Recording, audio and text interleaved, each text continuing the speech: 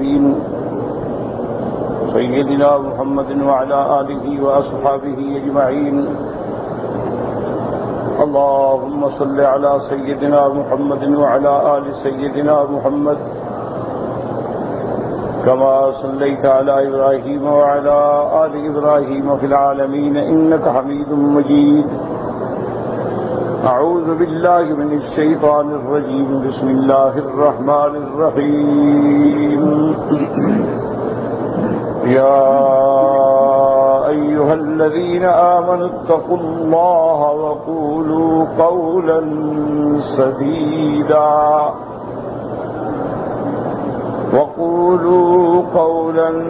سديدا يصلح لكم أعمالكم ويغفر لكم ذنوبكم ومن يطع الله ورسوله فقد فاز فوزا عظيما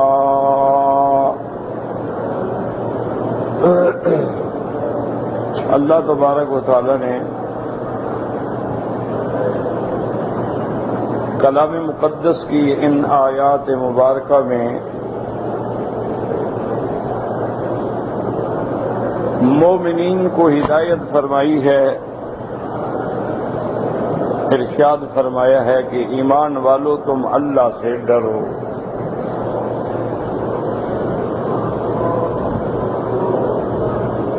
اصل میں جیسے آپ الحمدللہ پڑھ چکے ہیں کہ سورۃ الاحزاب جو ہے اس میں اللہ نے حضور صلی اللہ علیہ وسلم کی عزت، عظمت، رفعت اور شان کا بیان فرمایا، اور اسی ضمن میں پھر اللہ تبارک و تعالی نے ہدایات دی ہے۔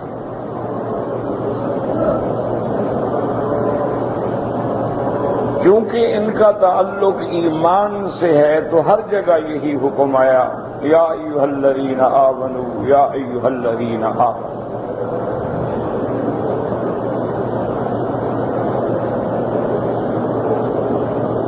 صرف زبانی کلامی دعویٰ کرنے سے آدمی مسلمان نہیں ہو جاتا، یاد رکھیں۔ حضرت ابن عباس رضی اللہ تعالی عنہ نے جو حبر المفسرین ہیں اور جنہوں نے صلی اللہ علیہ وسلم سے قرآن پڑھا ہے، تفسیر پڑھی ہے، انہوں نے ارشاد فرمایا کہ اللہ نے قرآن پاک میں مومنین کی جو صفات ذکر کی ہیں وہ 3 صورتوں میں ذکر کی ہیں۔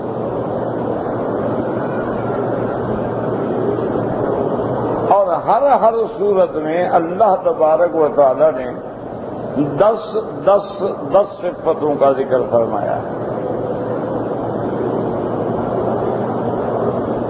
تو مجموعی طور پہ مومنین کی 30 صفتیں ہو گئیں۔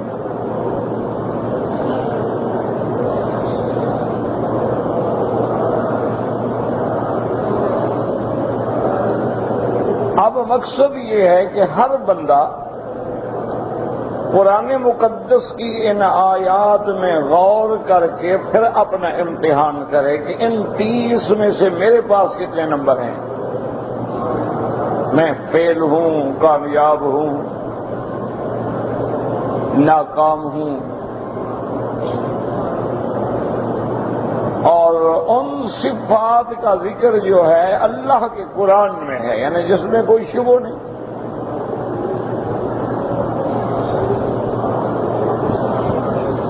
ایک تو اللہ نے ارشاد فرمایا ہے سورۃ المومنون میں، وہاں اللہ نے ایمان والوں کی صفتیں شمار کی ہیں کہ قد افلح المؤمنون الذين هم في صلاتهم خاشعون والذين والذین هم عن اللغو معرضون والذین هم للزکاة فاعلون والذین هم لفروجهم حافظون إلا على أزواجهم أو ما ملكت أيمانهم فإنهم غير ملومين فمن ابتغى وراء ذلك فأولئك هم العادون والذين هم لأماناتهم وعهدهم راعون والذين هم على صلواتهم يحافظون أولئك هم الوارثون الذين يرثون الفردوس هم فيها خالدون. یہ 10 صفت ہے. پہلی صفت کیا ہے؟ الذين هم في صلاتهم خاشعون. نماز میں خشوع خضوع عاجزی سے نمازیں ادا کرنے والے. اب اپنے اپنے دامن میں گریبان میں جھانکتے جائیں کہ ہمارا کیا حال ہے، ہم ٹکریں مار رہے ہیں یا خشوع سے نماز ادا کر رہے ہیں. اور پھر 5 دفعہ دن میں ہمیں نماز سکھائی جاتی ہے، امام کے پیچھے کھڑا کیا جاتا ہے کہ سیکھ لو نماز کیسے پڑھنی ہے.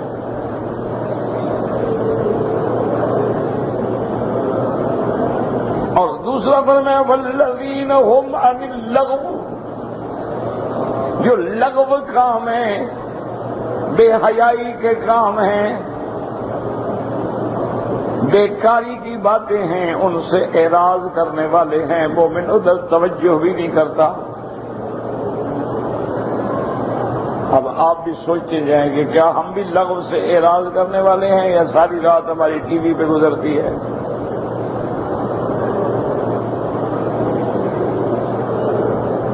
والذین هم للزکاة فاعلون. اگر اللہ نے دولت دی، صاحب نصاب بنایا تو زکوٰۃ کے ادا کرنے والے.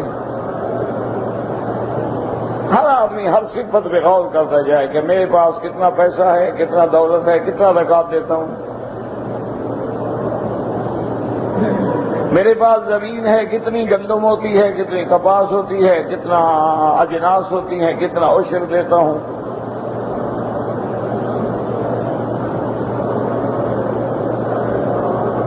اور کیا میں نے سالانہ زکوٰۃ کا کوئی حساب بھی رکھا ہے کہ میرے کل آمدنی یہ ہے، سونا یہ ہے، چاندی یہ ہے، نقد یہ ہے، آمد یہ ہے. جس نے ادا کرنی ہو حساب رکھے گا.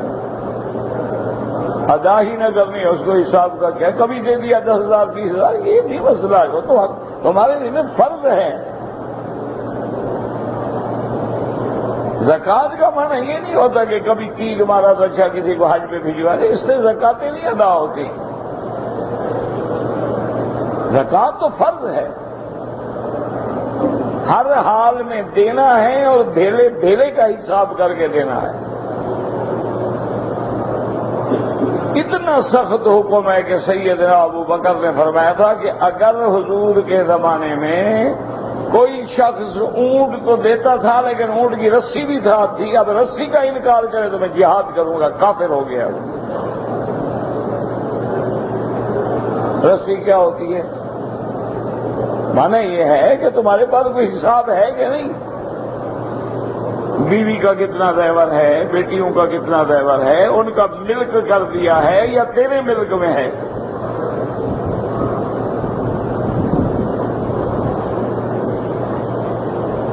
تو یہ ایمان والوں کی صفت ہے. اب نمبر اپنے خود لگاتے جائیں، نماز کے بھی، اعراض کے بھی اور زکوٰۃ کے بھی. والذین هم لفروجهم حافظون. مرد ہیں یا عورت ہے اپنے شرم گاہوں کی حفاظت کرنے والے کے حلال کے سوا حرام کی تصور ہی نہیں.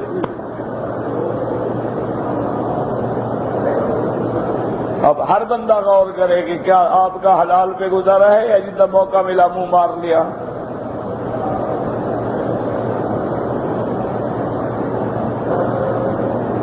صرف حلال کیا ہے؟ الا علی ازواجہم، صرف بیویاں. ایک نکاح کر لو، زیادہ طاقت خدا نے دی ہے، دولت دی ہے، 2 کر لو، 3 کر لو، 4 کر لو، حرام ضرور کرنا ہے.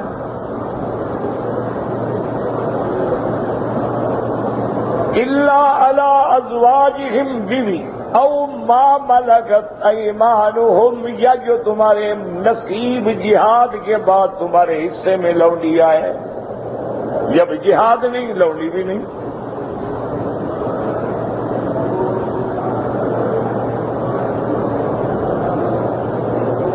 اب اسی سے یہ بھی سمجھ آ گیا کہ صرف 2 چیزیں حلال ہیں، یا لونڈی یا بیوی.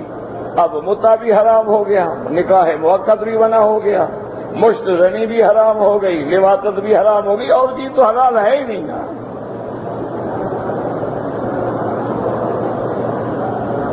فمن ابتغى وراء ذلك فأولئك هم العادون. اور جو اپنی بیوی کے علاوہ اور اپنی مملوکہ کے علاوہ ادھر ادھر منہ مارتے ہیں، وہ ظالم ہیں، وہ تجاوز کرنے والے ہیں.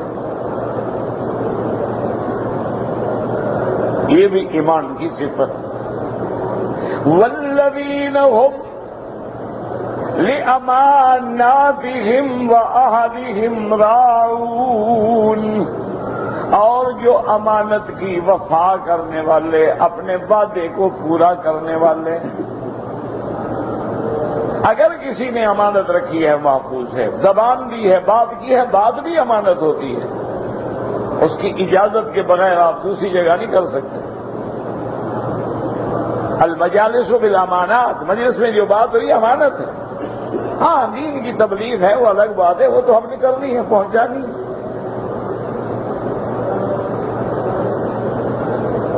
اور اگر کسی سے وعدہ کیا ہے تو کیا اس وعدے کی نگہبانی کرنے والا ہے؟ آج تو بڑا آدمی اسی کو کہتے ہیں جس کی نہ زبان سچی ہو نہ وعدہ پکا ہو. ہر روز نئی بات، نیا وعدہ.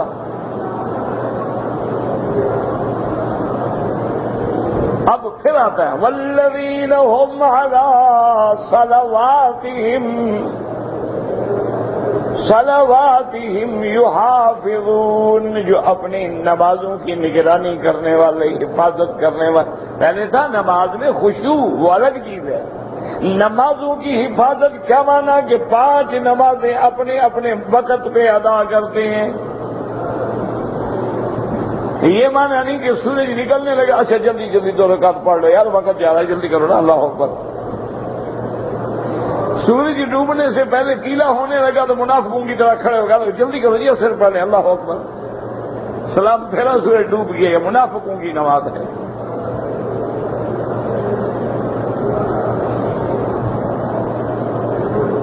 اور نماز کے لیے یعنی نشاط کے ساتھ، حفاظت کے ساتھ وقت کی نگرانی، ادا کی نگرانی، اور اس کی ہر حال میں جو باہر کے شروط ہیں کہ پاکی بھی ہے، وضو بھی ہے، طہارت بھی ہے، کپڑے بھی پاک، بدن بھی پاک، جگہ بھی پاک، عین وقت کے مطابق جماعت سے نماز ادا کر رہا ہے. یہ ہے محافظت کرنے والا. کیا مانا؟ اس کو فکر ہے ہر وقت. دل جو قلب ہو معلق فی المساجد، دل مسجدوں میں اٹکا ہوا ہے 24 گھنٹے. وہ یاد دیکھ رہا نماز کتنا دیر رہ گئی، کتنے منٹ رہ گئے.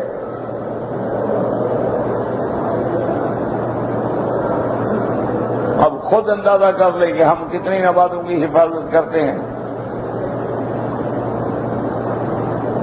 اللہ اکبر. ایک ولی اللہ سفر فرما رہے تھے، حج پہ آ رہے تھے.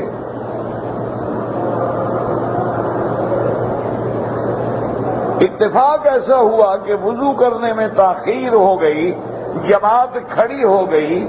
تکبیر تحریمہ جو تھی، تکبیر اولا جو ہے تکبیر تحریمہ کہلاتی ہے، یاد رکھو. تحریمها التکبیر و تحلیلها التسلیم. جب اللہ اکبر مانا ہر چیز اب حرام ہو گئی ہم پہ.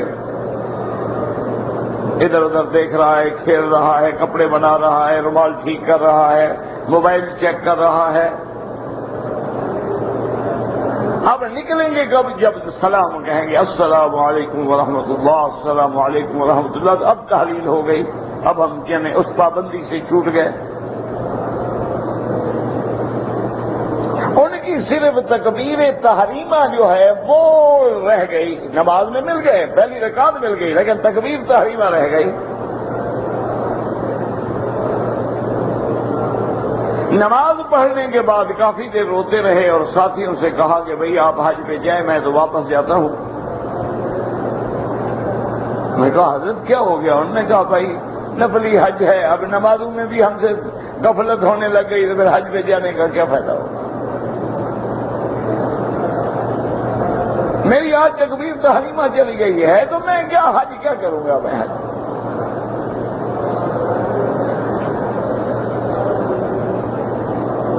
اب اسی سے آپ اندازہ لگا لیں کہ آپ لاکھوں روپے خرچ کر کے حج پہ آ رہے ہیں، کتنی نمازیں آپ کی جہاز میں غائب، کتنی نمازیں آپ کی ایئرپورٹ پہ غائب، کتنی نمازیں آپ کی بسوں میں غائب، اور مجبوری تھی تو کیا آپ نے پھر قضا کا اہتمام کیا؟ اچھا سو جاؤ یار، تھکے ہوئے ہیں، ٹوٹ گئے پھوٹ گئے، اٹھیں گے نماز پڑھیں۔ یعنی اللہ کا کام تو کوئی اتنا ضروری ہے نہیں نا، وہ بعد میں دیکھا جائے گا، بھلا اپنا تو کر لینا فکر۔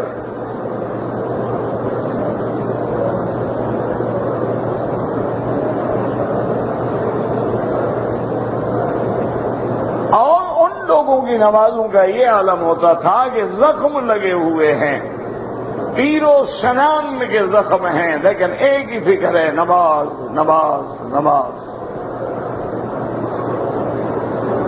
میرے آقا رحمت دو عالم محبوب دو عالم سیدنا محمد مصطفیٰ صلی اللہ علیہ وسلم، آپ کی جو وفات کی بیماری مبارک ہے، آپ پہ اتنی شدت کی تکلیف ہوتی تھی کہ حضور بے ہوش ہو جاتے، پھر حضور صلی اللہ علیہ وسلم پہ ٹھنڈی مشک پانی کی بھر کے ڈالی جاتی تو ہوش آتی، اور جب ہوش آتی تو پہلی بات حضور یہ پوچھتے کہ نماز کا کیا ہوا، نماز ہو گئی؟ تو بیویوں نے عرض کیا حضور آپ صحابہ تو انتظار میں ہیں، کیسے نماز ہو جائے؟ پھر بے ہوش ہو جائے، پھر مشکیلیں ڈالے جاتے، پھر پوچھتے ہاں نماز؟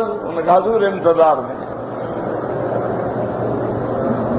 اللہ اکبر۔ جب بار بار کی بے ہوشی سے اندازہ ہوا کہ شاید اب میں ہمت نہ کر سکوں، فرمایا مرو ابا بکر فلیصلی بالناس، ابو بکر سے کہو میرے مصلی پہ کھڑے ہو کے نماز پڑھائے۔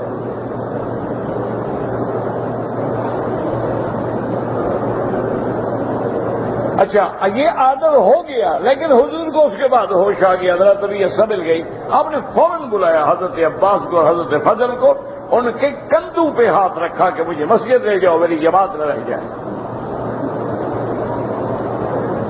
اچھا دروازے ہی کھول دیتے، یہی مسجد کی حجرہ مبارک جہاں آپ کی مزار مبارک ہے، یہی بی بی عائشہ کا حجرہ ہے، اور ساتھ ہی جو مسجد ہے، یہ دروازہ کھول کو ہی اندر بیٹھے بیٹھے پڑھ لیتے جماعت کے ساتھ، کوئی مشکل نہیں تھی۔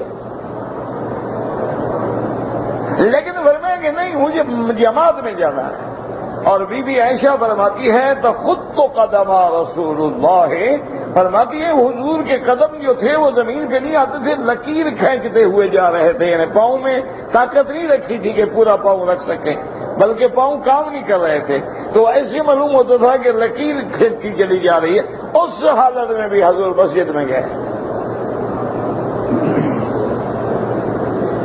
آج پوچھے کہتے ہیں کہ وہ تھوڑا سا مجھے سر میں درد تھا، ذرا موڈ ٹھیک نہیں تھا، بس وہ میں پھر 2 گولیاں پناڈال کی کھا کے سو گیا، پھر اتفاق ہے پھر نیند جو آئی وہ لیٹ اٹھی، انہوں نے کہا چلو کل پڑھ لیں گے، نماز کیا ہے۔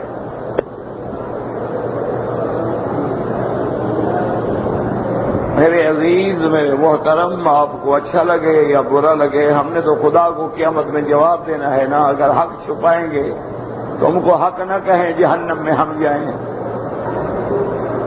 آپ کو تو میری باتیں بری لگے گی، لیکن مجھے کیا پڑی ہے کہ میں آپ کی وجہ سے جہنم میں نعوذ باللہ جاؤں؟ امام احمد ابن حنبل رحمۃ اللہ علیہ اور امام شیخ الاسلام ابن تیمیہ رحمۃ اللہ علیہ، شیخ الاسلام ابن القیم رحمہ اللہ اور حنابلہ کا مسلک یہ ہے کہ اگر کسی بندے نے ایک نماز عمدن چھوڑ دی ہے، وہ فرماتے ہیں کافر ہو گیا۔ کیا مطلب؟ جب کافر ہو گیا تو کافر پر تو حج ہے نہیں۔ اچھا، کافر ہو گیا، بیوی نماز پڑھتی ہے، وہ مسلمان، یہ کافر، نکاح ختم۔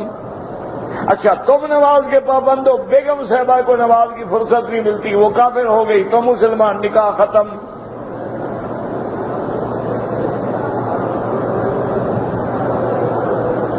ٹھنڈے دل سے گھر میں جا کے غور کریں۔ اور امام احمد ابن حنبل تو اتنا فرماتے ہیں کہ اگر وہ بے نماز مر جائے، لا یصلی علیہ، اس پہ جنازہ نہ پڑھو، کافر ہے وہ، ولا یدفن فی مقابر المسلمین، اور مسلمانوں کے قبرستان میں اس کو دفن بھی نہ کرو۔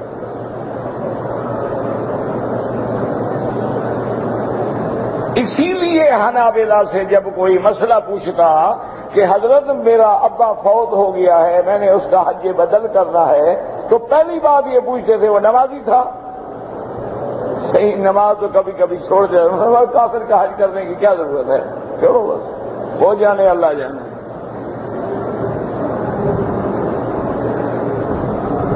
یہ تو باقی تین امام کہتے ہیں کہ وہ فاسق ہے، فاجر ہے، بہت بڑا گناہ ہے، اور اس نے ایسا گناہ کیا ہے، ہو سکتا ہے اس کو کفر تک لے جائے، لیکن کافر نہیں ہوا۔ یہ تو باقی تین اماموں کا فتویٰ ہے، لیکن حنابلہ کے نزدیک تو کافر ہو گیا۔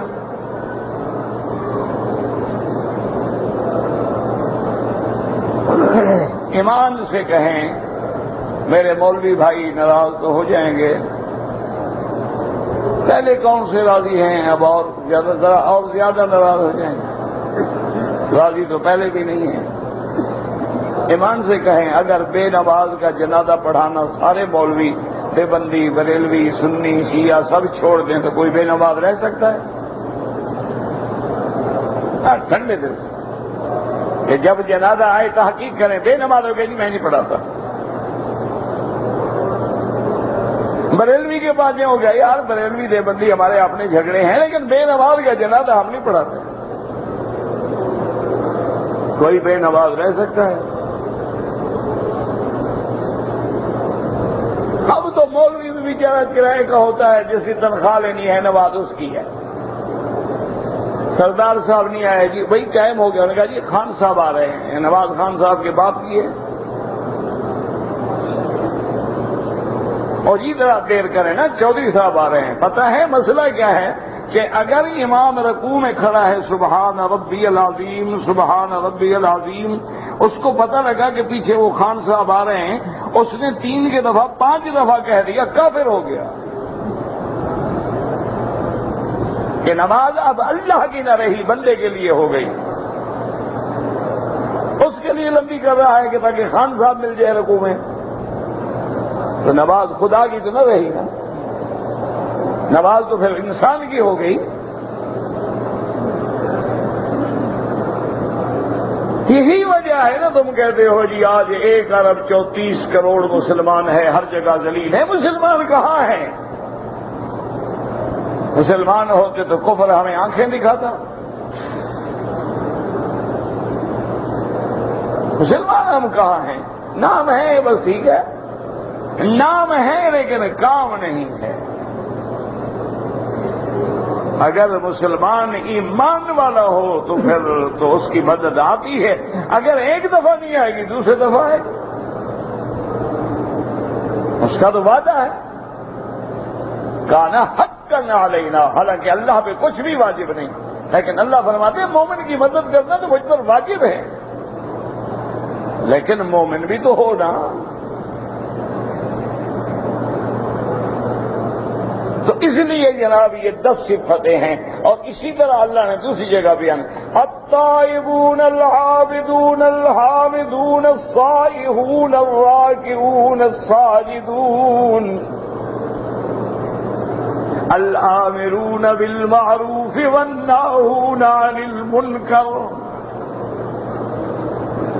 اللہ نے فرمایا ایمان والے کون ہیں؟ التائبون، غلطی ہو جائے توبہ کرنے والے. مسلمانوں توبہ کر لو. اللہ ابھی توبہ کا دروازہ کھلا ہوا ہے، توبہ کر لو. وہ اتنا بڑا کریم ہے، وہ کہتے ہیں 70 سال تیری شرک میں، کفر میں، گناہوں میں گزر جائے، ایک دفعہ میرے دروازے پہ تو آ.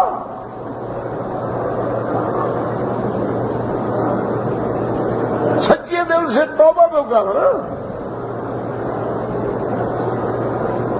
اور جب بھٹکا ہوا، بکھرا ہوا، اجڑا ہوا، گناہوں میں لتھڑا ہوا مسلمان توبہ کرتا ہے، حدیث میں آتا ہے للہ افرح بتوبۃ عبد، اللہ خوش ہوتے ہیں اور فرماتے ہیں ملائکہ ادھر آؤ، دیکھو علم عبدی ان لہ رب سیغفر الذنوب، میرے بندے کو پتہ چل گیا ہے کہ میرا بھی کوئی مالک ہے معافی دینے والا، گواہ ہو جاؤ میں نے معاف کر دیا.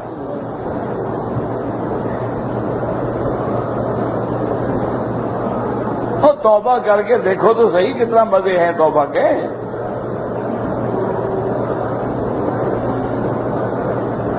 توبہ کر کے دیکھو، لیکن توبہ کے لیے شرط ہے. یہ توبہ نہیں یا اللہ میری لاکھ توبہ، میری لاکھ توبہ، لاکھ توبہ، 10 لاکھ توبہ، 2 کروڑ توبہ، 8 کروڑ توبہ، سگریٹ کی ڈبی جیب میں ہے، تازہ کلیم شیو ہے، اللہ میری ہر چھوٹے بڑے گناہ سے توبہ. یہ تو اللہ کے عذاب کو دعوت دینے والی بات ہے. یہ کوئی توبہ شوبہ نہیں. توبہ کا معنی ہوتا ہے اس گناہ کو چھوڑ دے، اس پہ ندامت محسوس کرے اور آئندہ نہ کرنے کا وعدہ کرے. یہ 3 شرطیں ہوں گی تو توبہ ہوگی. گناہ کو نہیں چھوڑا، میری توبہ، میری توبہ. حرام کھا رہا ہے، یا اللہ میری توبہ. سود کے پیسے ماشاءاللہ کروڑوں کے حساب سے اندر آ رہے ہیں، یا اللہ میری توبہ ہے. حج پہ 10 بندے تو میں بھیجتا ہوں. 10 بندے بھیجنے سے سود حلال نہیں ہو جاتا. 10 بندے بھیجنے سے جوئے کی رقم حلال نہیں ہوتی.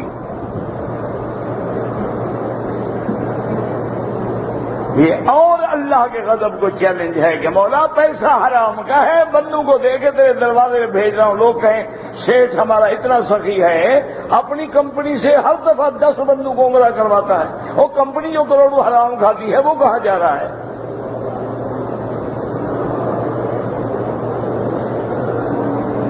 بالکل جھوٹ ہے. حلال کا 1 ریال کسی کو دے دو نا، انشاءاللہ وہ جنت میں لے جائے گا. 1 کھجور کا دانہ دے دو کسی کو، اللہ اس کو احد پہاڑ بنا کے ثواب دے دیں گے. لیکن حلال ہو. حلال کا پیسہ نہ ہو تو کہو اللہ میاں حلال کا پیسہ تو ہے نہیں. اللہ فرماتا ہے چلو کسی اندھے کو تو رستہ پکڑ کے دکھا دو، باقی آئندہ حرام کھانے سے توبہ کر دو. اچھا میرے پاس اللہ میاں میں غریب ہوں، بالکل پیسے. فرمایا مسلمان کے سامنے مسکرا کے مل لو، یہ بھی میں تیری خیرات لکھ دوں گا. التبسم فی وجہ اخیہ صدقۃ، حضور نے فرمایا مسلمان کو خوش ہو کے ملنا جو ہے یہ بھی صدقہ. اب دیکھیں کیا صفت ہے. الطائبون العابدون، عبادت کرنے والے. الحامدون، اللہ کا حمد کرنے والے.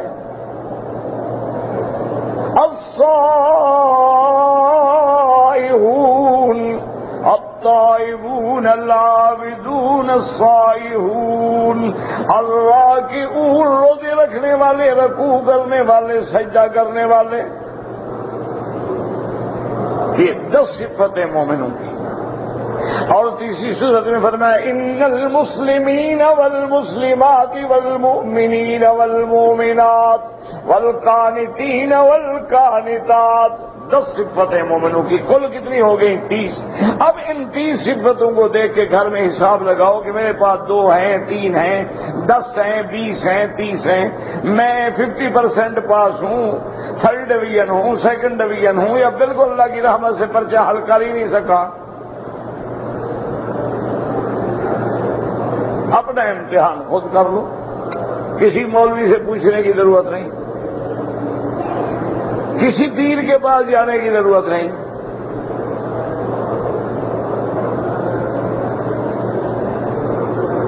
تو یہ اس لیے اللہ ہر جگہ حکم دے یا ایھا الذین آمنوا اتقوا اللہ، ایمان والو اللہ سے ڈرو۔ جو اللہ سے ڈرتا ہے، جس کے دل میں اللہ کی عظمت ہے، اللہ کی بڑائی ہے، جس کو ڈر ہے کہ میں نے کل اللہ کے دربار میں کھڑے ہونا ہے، ایمان سے کہے وہ گناہ کرے گا؟ سیدھی بات، کھری بات۔ اس لیے مین چیز کیا ہے؟ تقویٰ۔ اسی لیے قرآن کہتے ہیں ذالک الکتاب لا ریب فیہ ھدی للمتقین۔ اللہ فرماتے ہیں میرے قرآن میں کوئی شک نہیں، یہ شبہوں سے پاک ہے، شک سے پاک ہے، یہ نقص سے پاک ہے، یہ عیب سے پاک ہے، ہر کی ہر حال میں کامل مکمل ہے، لیکن ہدایت ہے ان کی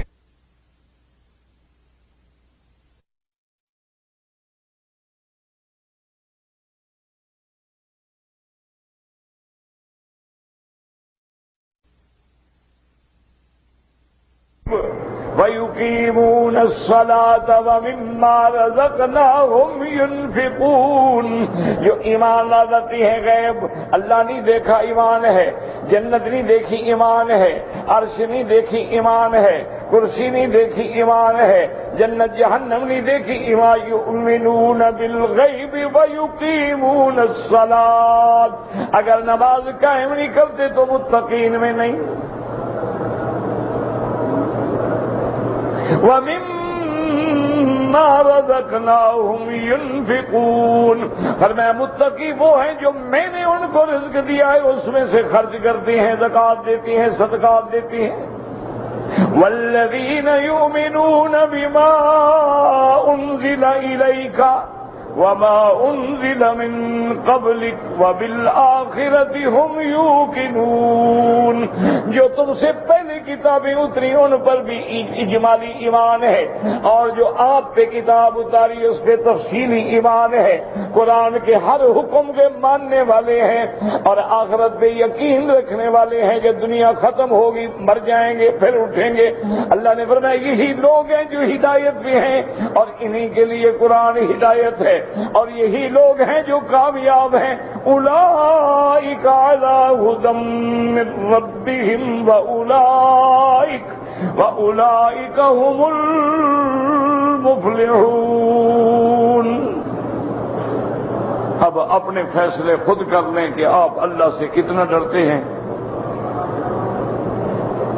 آپ حج میں آئے ہیں، ایک کمرے میں 4 مرد ہیں، 2 عورتیں ہیں، غیر محرم ہیں، کٹھے سو رہے ہیں، کٹھے اٹھ رہے ہیں، کٹھے بیٹھ رہے ہیں حاجی؟ یہ پتہ نہیں کون سا حج ہے۔ اور جی کیا کریں، آگے انتظامات حکومت نے ایسے کیے تھے، حکومت نے تو کمرہ لینا ہے نا، 5 آدمی کا، 10 کا، 6 کا، 4 کا، اب آگے پردے کا حیا تو تم نے خود کرنا ہے۔ دیکھو بھی اگر ہمارا حصہ نہیں بنتا ہے تو عورتوں کو ایک طرف کر دو، مرد ایک طرف ہو جاؤ، یہ تو تم نے کرنا ہے، اور تو کسی کا باپ بھی نہیں کر سکتا۔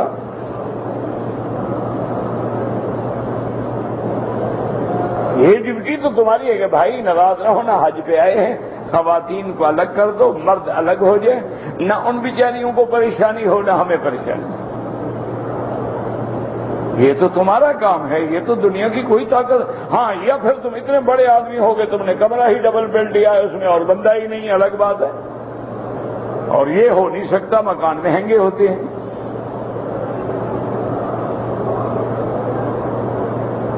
اب خیمے میں چلے گئے، 20 عورتیں ہیں، 20 مرد ہیں، یہ تو ہم نے کرنا ہے بھائی، کپڑا درمیان میں باندھ دو، بیویاں ادھر ہو جائیں، ہم مرد ادھر ہو جائیں۔ نہیں جی، میں نے اپنی بیگم کے ساتھ بیٹھنا ہے، تمہیں کیا تکلیف ہو رہی ہے یار؟ میں کو تمہاری بیوی کے ساتھ بیٹھا ہوں، بولا بیٹھا اپنی بیوی کے ساتھ ہے، آنکھیں تیری بیوی پر ہیں۔ یہ حاجی ہے، کون کہتا ہے؟ میلہ ہے، میلہ، رونق پہ آئے ہیں، پکنک ہے، انشاءاللہ منا کے گھر چلے جائیں گے۔ جیسے آئے تھے اسی طرح بدھو گھر کو لوٹ جائے گا. بے نمازی بے نمازی، داڑھی منڈا، چور چور، فاسق فاسق، فاجر فاجر، جھوٹ بولنے والا، بلکہ انشاءاللہ وہ نمبر تیز ہو جائے گا. لوگ اعتبار کریں گے حاجی اب نہیں لوٹے گا، پہلے 10 روپے لیتا تھا اب 20 لے گا انشاءاللہ. جب آتے ہوئے لبیک اور جاتے ہوئے بلیک، حج بت مبارک ہو گیا ماشاءاللہ. اور اس سے بہتر ہے گھر بیٹھے رہو بس، نہ اللہ کو دھوکہ دو اور نہ مسلمانوں کو دھوکہ دو. آئے ہو تو پھر حاجی بنو، اللہ لایا ہے تو بس فیصلہ کر لو. مولا جو گناہ ہو گئے ہو گئے، اب تو نے اپنا گھر دکھا دیا، بات ختم ہو. اب مولا ہم تیرے گھر میں آ گئے ہیں، یہ محبت الوحی ہے، یہ مشرق النور ہے، یہ مرکز ہدایت ہے. مولا یہاں سے کھوٹا کر کے نہ بھیجنا، ورنہ پھر ہمیشہ کے لیے ہم کھوٹے ہو گئے. بس اب فیصلہ کر لو تو پھر انشاءاللہ لبیک کہو گے، آواز آئے گی مانگو میرے بندے کیا مانگتے ہو.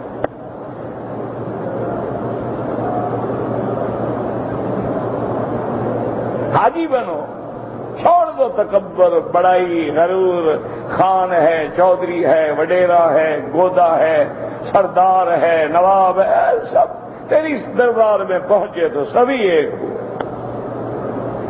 بندہ و محتاج و غنی ایک ہوئے، اور تیری دربار میں پہنچے تو سبھی ایک ہوئے. کتنے خوش نصیب ہو آج تم وہاں سجدے کر رہے ہو جہاں محمد مصطفیٰ نے سجدہ کیا. یار کچھ پہچانو اپنے آپ کو. کتنے خوش نصیب ہو جہاں 1,24,000 پیغمبر نے طواف کیا ہے، تم بھی طواف کر رہے ہو. اللہ نے تمہیں یہ شرف بخشا ہے تو لاج رکھو اس کی. بالکل فیصلے کر لو. مولا بس تو نے اپنا گھر دکھا دیا ہے، اب آنکھیں تیرے گھر کے دیکھنے کے بعد کسی غیر محرم عورت کو نہیں دیکھیں گے. آنکھیں جھکا لیں گے، کوئی مسئلہ ہی نہیں ہے. بس نظر جھکانا سیکھ لو، سب کچھ مل گیا. وہ ہمارے استاد ہوتے تھے، وہ مثال دیتے تھے، وہ کہتے تھے مولوی مکی اوپر ٹینکی بھری ہوئی ہو پانی کی ماشاءاللہ 2000 گیلن کی ٹینکی ہو، اور ایک ٹوٹی تھوڑی سی لیکیج ہو جائے تو انشاءاللہ 1 دن 2 دن میں ٹینکی ختم ہو جائے گی. انہوں نے کہا بیٹا یہی لیکیج ہے، سارا دن نمازیں پڑھتے ہو، غیر محرم عورت کی جب نظر پڑتی ہے نیکی کی لیکیج ہو کے نیکی دھڑم سے نکل جاتی ہے. جب باہر جاتے ہو تم خالی ہوتے ہو. بس نظروں کا کنٹرول کر لو، باقی سب ٹھیک ہے.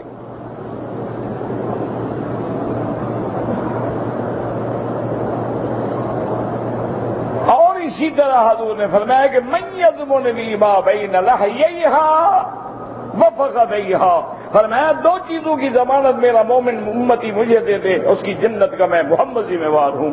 فرمایا اس زبان کی ضمانت دے دو اور اپنے ننگ کی ضمانت دے دو. اس کے تم مجھے ضمانت دے دو، تیری جنت کا محمد ذمہ دار ہے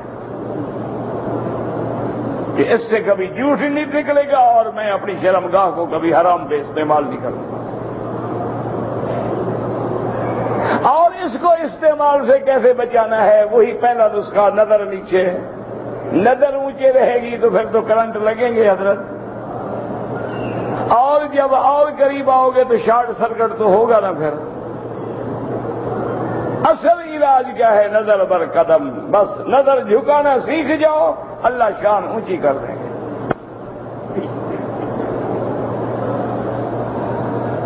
تو یہ مومنوں کی صفت ہے. اب دیکھیں یہاں کیا حکم ہے کہ یا ایھا الذین آمنوا اتقوا اللہ وقولوا قولا سدیدا. اللہ نے فرمایا مجھ سے ڈرو اور کہو بات سچی. سدید میں یاد رکھیں صادق بھی آ سکتا تھا، سدید کیوں آیا؟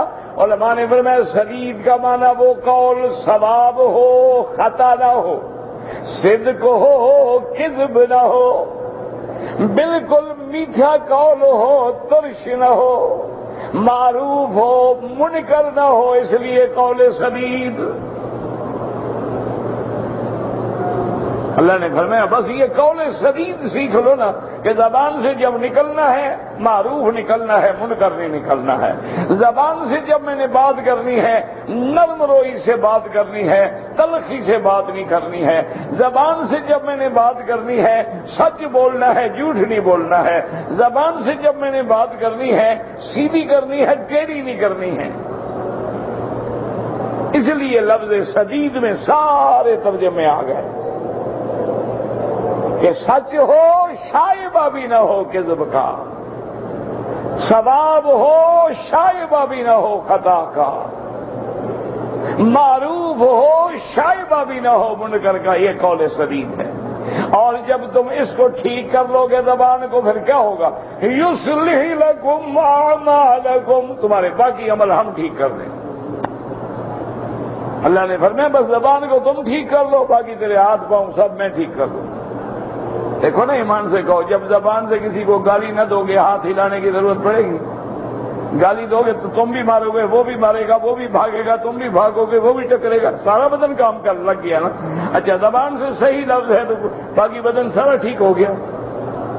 یصلح لکم اعمالکم، تمہارے دین دنیا سب ٹھیک ہو جائیں گے۔ وَيَغْفِرْ لَكُمْ ذُنُوبَكُمْ، اور جو پہلے گناہ ہو گئے غلطیاں ہو گئی وہ بھی بخش دوں گا۔ اور کامیابی کا رستہ کیا ہے؟ وَمَن يُطِعِ اللَّهَ وَرَسُولَهُ فَقَدْ، جس شخص نے اللہ کے رسول کی اطاعت کی، فقد فاز فوزا عظیما، وہ بہت بڑی کامیابی حاصل کر گیا۔ لیکن شرط یہ ہے اللہ کی بھی اطاعت ہو اور اللہ کے نبی کی بھی۔ یہ کیوں کہا کہ نماز کس نے فرض کی؟ اللہ نے، لیکن عشاء کی 4 رکعتیں کس نے سمجھائیں؟ رسول اللہ نے۔ تو اگر دونوں کی اطاعت نہ ہو تو پھر تو کچھ بھی نہیں ہوگا۔ زکات کا حکم اللہ نے دیا کہ زکات دو، لیکن نصاب کس نے سمجھایا کہ 7.25 تولے سونا ہو یا 52.5 تولے چاندی ہو، یا کچھ سونا ہے کچھ چاندی ہے، 52.5 تولے کی قیمت بن گئی ہے، یہ حضور نے سمجھایا۔ اس لیے اللہ نے فرمایا یہ نہیں کہ صرف میری اطاعت ہو رسول کی نہ ہو، یا رسول کی ہو خدا کی نہ ہو، رسول کو خود خدا بنا لو، اطاعت دونوں کی کرنی ہو۔ وَمَن يُطِعِ اللَّهَ وَرَسُولَهُ، اب دیکھیں اللہ نے قرآن میں حکم دیا لوگوں حج کرو۔ لِلَّهِ عَلَى النَّاسِ حِجُّ الْبَيْتِ، اب حج کون سمجھائے گا؟ حج افراد ہے، حج قران ہے، حج تمتع ہے، احرام ہے۔ ہم نے جب نیت کرنی ہے ہم نے کیا پڑھنا ہے؟ لبیک اللہم لبیک۔ یہ تو سارے قرآن میں نہیں ہے، سارے قرآن میں کہیں لبیک لکھا ہوا ہے؟ تو کیا معنی ہوا کہ وہ حج فرض اللہ نے کر دیا، اجمالی حکم اللہ نے دے دیا، تفصیل سمجھانے کے لیے محمد رسول اللہ کو بھیجا۔ اب کامیابی تب ہوگی کہ جب اللہ پر بھی اور اللہ کے رسول کی بھی مانو گے۔ اچھا اللہ کی بات کون بتلائیں گے؟ رسول اللہ، اور رسول اللہ کی بات کون بتلائیں گے؟ اصحاب رسول اللہ، اور صحابہ کی بات کون بتلائیں گے؟ تابعین، تابعین کی بات کون بتلائیں گے؟ محدثین، مجتہدین، فقہاء، علماء۔ کیوں؟ ہمیں تو حضور کی زیارت ہی نہیں ہوئی تو ہم کہاں سے لیں گے؟ ہم مسئلہ کہاں سے پوچھیں گے؟ لازمی بات ہے کہ فقہ کا مسئلہ ہے تو فقہ کھولیں گے، حدیث کا ہے تو حدیث کھولیں گے۔ اس لیے فرمایا وَمَن يُطِعِ اللَّهَ وَرَسُولَهُ فَقَدْ، اور قد حرف تحقیق ہے، اور فاضا ماضی کا سکھ یعنی گویا کامیابی حاصل کر گیا۔ اور صرف فوزا نہیں، فرمایا فوزا عظیما، اور جس کو وہ عظیم خود کہے بڑی کامیابی وہ کتنی بڑی ہوگی۔ اب اس پر مفسر رحمت اللہ علیہ اپنی تفسیر بیان فرماتے ہیں یقول تعالی امرا عبادہ المؤمنین بتقواہ، اللہ حکم دیتے ہیں اپنے بندے مومنین کو کہ اللہ سے تقوی ڈرو، وان یعبدوہ عبادۃ من کانہ یراہ، اور اللہ کی ایسی عبادت کرو گویا تم خدا کو دیکھ رہے ہو۔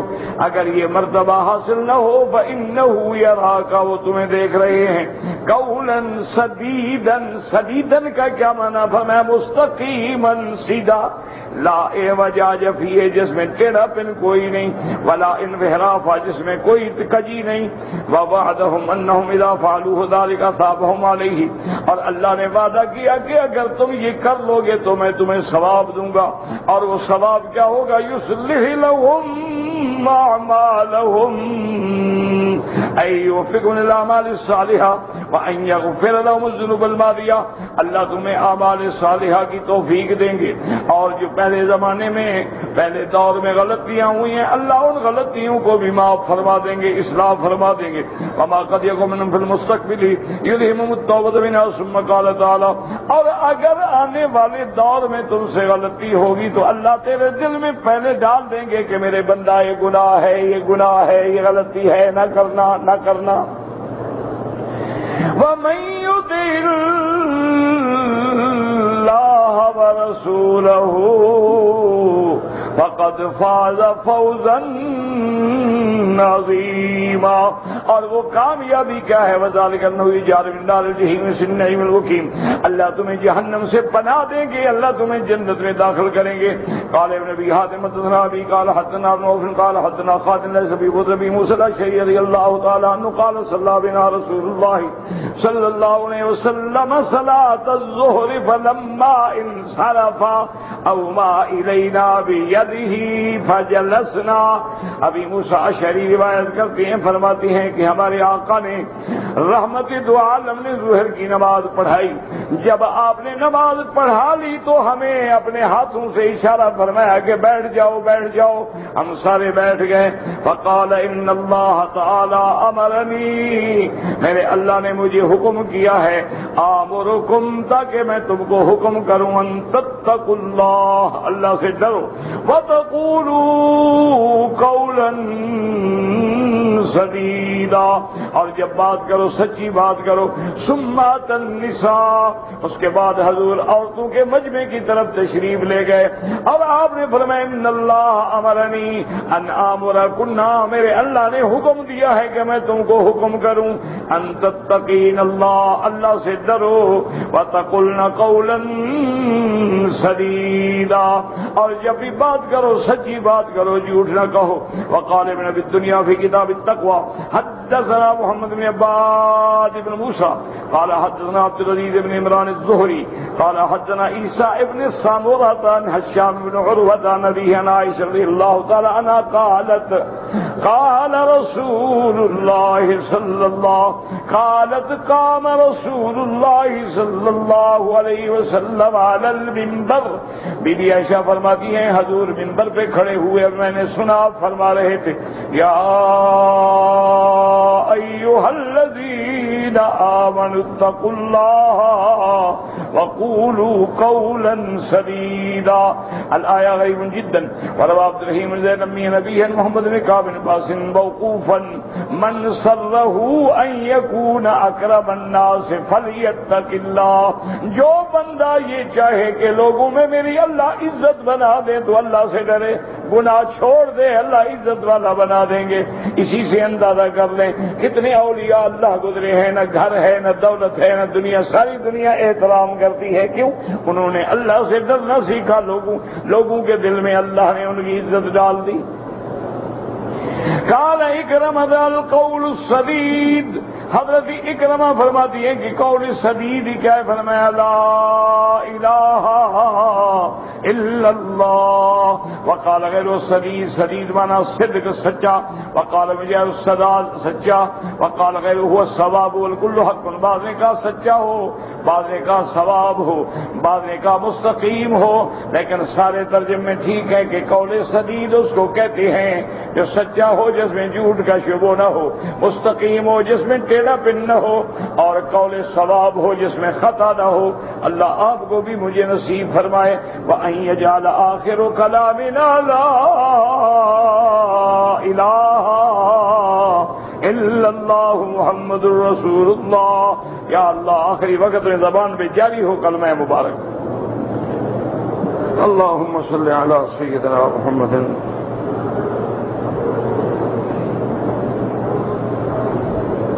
کہتے ہیں کہ بحر اقیانوس یہ سمندر ہے، بلیک ہول جو ہے اس کا آج تک کسی کو پتہ نہیں لگا. وہ ایسی چیز ہے کہ جو بھی نیچے جاتی ہے پھر واپس آتی نہیں، تو اس کے بارے میں کیا بتایا جا سکتا ہے؟ اسی کو دیکھ کے تو اب کافر بھی کہتے ہیں کہ مسلمان جو کہتے ہیں جہنم ہے صحیح کہیں.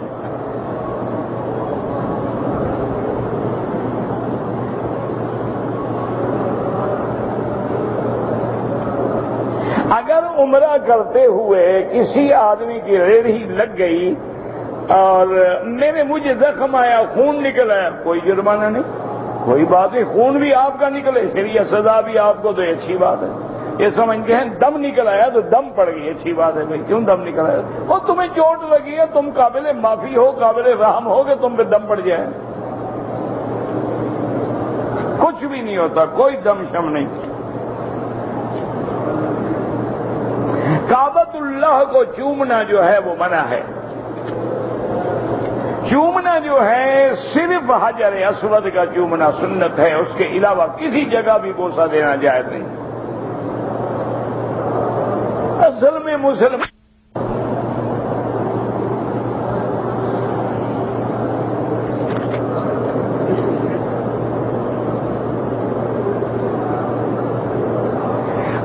ایک عورت نے احرام کی نیت جب کی تو کہہ دیا کہ اللہم محلی حیث حبستنی. تو بہرحال جب حیض شروع ہو گیا ہے تو حیض میں تو کوئی ممانعت نہیں ہے عمرے کی. یہ تو معنی یہ ہے کہ جہاں ہمیں روک دیا جائے کہ آگے دشمن جانے ہی نہیں دیتا، آگے سیل آگے ہی گزر ہی نہیں سکتے. حیض میں تو کچھ بھی نہیں ہوتا. اگر ایک عورت نے عمرے کا احرام باندھا، اس کو حیض آ گیا، وہ سمجھے احرام میں ہے. احرام نیت کا نام ہے، عورت کا تو کوئی احرام ہوتا نہیں. یہ جو کپڑا رومال باندھتی ہیں تو خود باندھتی ہیں، شریعت کا تو کوئی حکم نہیں. وہ کھل جائے، بدل جائے، میلا ہو جائے اور باندھ لو، اس میں کوئی مسئلہ. آپ اپنے گھر میں بیٹھ کے انتظار کریں، جس دن حیض کے دن پورے ہو جائیں، تسلی ہو جائے کہ ایام حیض میرے ختم ہو گئے ہیں اور بلیڈنگ ہر حال میں رک گئی ہے، تسلی کرنی چاہیے. یہ نہیں ہے کہ ایسے زبانی کلام اچھا جی 5 دن ہو گئے، نہیں، 5 دن کی بات نہیں، بلکہ شریعت کا حکم ہے کہ عورت کوئی کپاس اپنے بدن کے اندر رکھے، اس کے بعد کوئی خوشبو والی چیز اپنے بدن کے اندر رکھے، پھر تسلی کرے کہ اس کو کوئی دم خون وغیرہ کا کوئی لگا تو نہیں ہے نشان، پاک ہو گئی، اب غسل کرے، عمرہ پورا کرے. اس کا وہی احرام موجود ہے، کسی اور احرام باندھنے کی ضرورت ہی نہیں ہے. ہم مدینہ منورہ سے واپس آئیں گے اور احرام باندھیں گے تو جو 2 رکعت پڑھیں گے وہ تو سنت ہے، پڑھیں نہ پڑھیں کوئی ضروری نہیں. احرام سے پہلے 2 رکعت پڑھنا کوئی ضروری نہیں ہوتا. مثلا آپ نے فجر کی نماز پڑھی، سلام پھیرا، لبیک اللہم لبیک، بس کافی. اچھا ایسے ٹائم میں پہنچے، عصر کے بعد پہنچے، آپ مغرب تک نماز نہیں پڑھ سکتے، کوئی نماز پڑھنے کی ضرورت نہیں، لبیک اللہم لبیک بس آ جائے.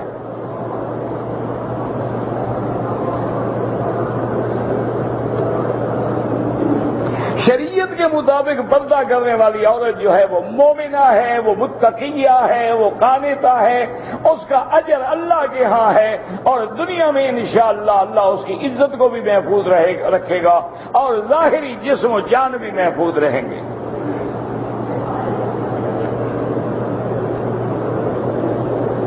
ویسے ہمارے لوگ عجیب ہوتے ہیں، ایک دودھ ہو نا تو کوئی آ رہا ہو نا، کہتے ہیں اس کے اوپر برتن رکھ دو یار نظر نہ لگ جائے. 6 فٹ کی لاش کو نظر نہیں لگتی،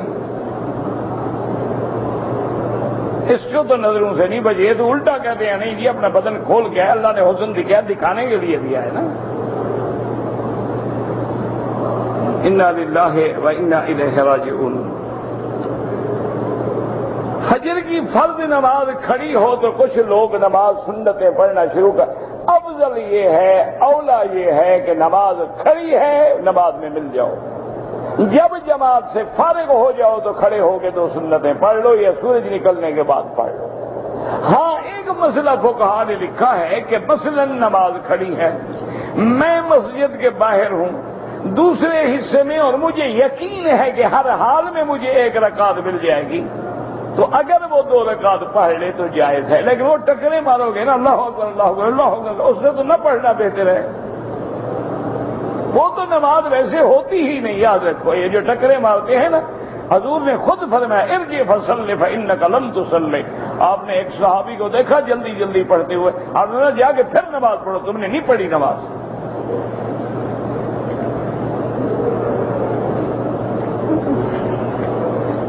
بڑا اجتماع ہو یا چھوٹا اجتماع ہو، نمازی کے آگے نہ گزریں، مجبوراً گزرنا پڑے تو سجدے کی جگہ سے دور گزریں، اور ہر حاجی ایک دوسرے کو ہدایت کرے کہ جب طواف ختم ہوتا ہے نماز کھڑی ہوتی ہے، جب نماز ختم ہو سب ہٹ کے دور جا کے سنتیں پڑھیں، وہ طواف والوں کی جگہ تم وہیں کھڑے ہو جاتے ہو اللہ اکبر۔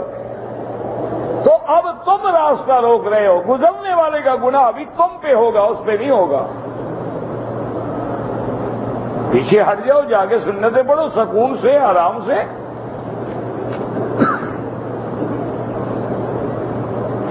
طائف سے آیا ہوں، میقات سے گزرا ہوں، میں نے احرام نہیں باندھا ہے، تو اب جائیں واپس وہاں سے جا کے احرام باندھ کے عمرہ کر لیں، ورنہ دم دینی پڑے گی۔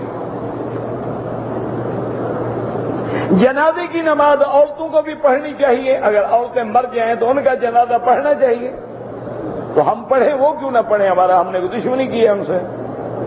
یہ کیا مسئلہ ہے؟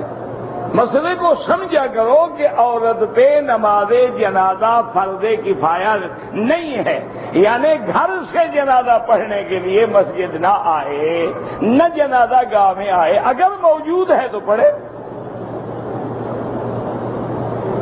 اس کو جنازے کے لیے آنا ضروری نہیں۔ دنیا میں کسی کا نہ ہو، میں نے کہا اللہ کے بندے ہوتے ہیں نہ ہوتے نہیں، حضرت آپ بتائیں۔ تیسرے دن جب میں تنگ آیا نا، میں نے کہا بیٹے کا نام ابلیس رکھ لو۔ کہتے کیوں؟ میں نے کہا اگر دنیا میں کسی نے بیٹے کا نام ابلیس رکھا ہو نا مجھے سزا دینا، میں نے تمہیں ایسا نام بتایا کسی کا بھی نہیں ہوگا۔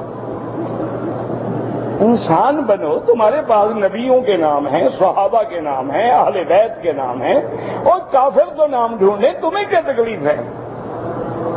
تم تو دیکھیں نا، حتیٰ کہ ایک سند ہے ہماری، اس میں آتا ہے محمد ابن محمد ابن محمد ابن محمد ابن محمد ابن محمد، یعنی اس کا نام محمد، باپ کا نام محمد، دادے کا نام محمد، پردادے کا نام محمد، اس کے دادے کا نام محمد۔ اس کو اچھا نام لگا، سب کا رکھ دیا، حضور کا نام ہے اور اس سے اچھا کیا نام ہوگا؟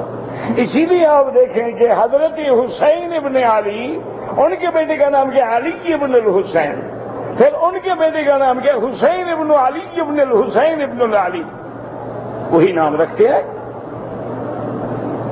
یہ تو تمہارے پاس صحابہ کے نام ہیں، انبیاء کے نام ہیں، 25 نام تو قرآن میں نبیوں کے موجود ہیں، تمہیں نام ڈھونڈنے کی کیا ضرورت ہے؟ لیکن مرض ہو گئی ہے کہ نام انگریزی ہو، عربی ہو تو کوئی نیا ماڈرنائز قسم کے نام ہونے چاہیے، کیونکہ یہ قوم کمپیوٹر کے زمانے میں پیدا ہوئی ہے نا، بڑی تیز رفتار نسل ہے۔ ایک ہمارے قاری تھے، ان کا نام ہی کمپیوٹر بن گیا تھا، فوت ہو گیا بیچارے، اللہ ان کی قبر پہ کروڑ رحمتیں برکت۔ عجیب آدمی، یعنی آپ کہیں سے ایک آیت پڑھیں وہ بتلا دیتے تھے کہ یہ 26واں سپارہ ہے، سورت فلانی ہے، سطر فلانی ہے، صفحے کے اس طرف ہے یا اس طرف ہے، اس لیے ان کا نام پھر کمپیوٹر ہو گیا کہ یہ تو ماشاءاللہ پورے قرآن کا کمپیوٹر ہے۔ کر کے یا طواف کر کے دعا کریں کہ یا اللہ اس کا ثواب فلاں کو دے، اللہ ضرور دیں گے، نفلی عبادت ہے۔ ایک آدمی کو 2000 ریال دیا نفلی حج کے لیے، اس نے دوسرے آدمی کو 1000 ریال دے کے حج کرا لیا، آپ کا تو حج ہو گیا، 1000 جو حرام کھا گیا انشاءاللہ وہ قبر میں دے گا۔ آپ کا تو حج ادا ہو گیا نا، اس نے آگے سب کنٹریکٹ پہ دے دیا نا، تم نے بڑا ٹھیکیدار چھوٹا ٹھیکیدار ڈھونڈا، اچھا ہے کہ اور آگے ایسے ٹھیکیدار بھی یہاں ہیں جو ایک آدمی 10 کے حج کے پیسے لے لیتا ہے، 10 دونے 20,000 عرفات میں دعا کر لیتے ہیں، اللہ یہ حج تو میرا ہے، ویسے سب کچھ قبول فرمانا۔ اللہ کے بندے جتنا کسی نے پیسہ دیا امانت ہے اتنا دو دوسرے کو، یہ تو عام رواج ہے یہاں۔ ایک آدمی 10 بکریوں کے پیسے لے جائیں گے، ایک بھی ذبح نہیں کریں گے۔ کسی کا اعتبار نہ کرنا جب تک تمہارے سامنے